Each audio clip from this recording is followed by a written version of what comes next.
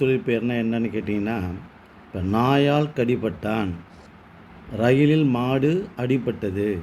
இதில் இந்த கடி அப்படிங்கிறதும் அடி என்பதும் பகுதி மட்டுமே. அப்படி விகுதி என்ன?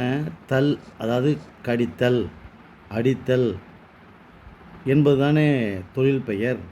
ஆனால் அதனுடைய விகுதி பெறாமல் பகுதி மட்டும்தான் வருது.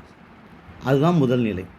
எனவே நாயால் கடிபட்டான் என்றாலே அவன் கடித்தல் என்ற தொழிலை செய்த காரணத்தினால், நாய் கடித்தல் என்ற தொழில் செய்தனால் அவன் கடிபட்டான் தான் வரும்.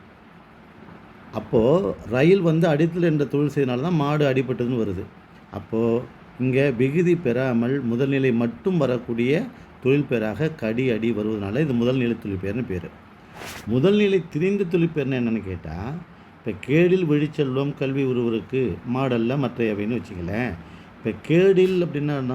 கேடு இல்லாத, கேடில். இப்போ கேடுனா என்ன அர்த்தம்? கெடுதல்னு அர்த்தம். இப்போ கெடுதல் அப்படிங்கிறதுனுடைய பகுதி என்ன? கெடு. விகுதி என்ன? தல்.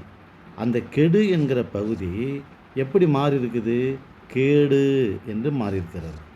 அப்போது கெடுதல் என்கிற பகுதி, கெடுதல் என்கிற தொழில் பெயரில் உள்ள கெடு என்ற பகுதி கேடு என்று திரிஞ்சு போனதுனால அது முதல்நிலை திரிந்த தொழில் பெயர் அப்படின்னு பேர். அப்போ முதல்நிலை தொழில் பெயர்னா என்னென்னா, கடித்தல் அடித்தல் என்ற தல்விகுதி பெற்றதாக தொழில் பெயர் இருந்தாலும் கடி அடி என்ற முதல்நிலை மட்டும் பெற்றாலே அது தொழில் பெயராக நமக்கு தெரிய வருகிறது, அல்லது நம்ம ஒத்துக்கொள்ளுகிறோம். எனவே தான் இந்த கடி அடி என்பது முதல்நிலை தொழில் பெயர். இது கெடுதல் என்ற தொழில் பெயரில் உள்ள கெடு என்ற பகுதி கேடு என்று திரிந்து போனதுனால முதல்நிலை திரிந்த தொழில் பெயர் கேடு என்பது தெரிந்து கொள்ள வேண்டும். நன்றி, வணக்கம்.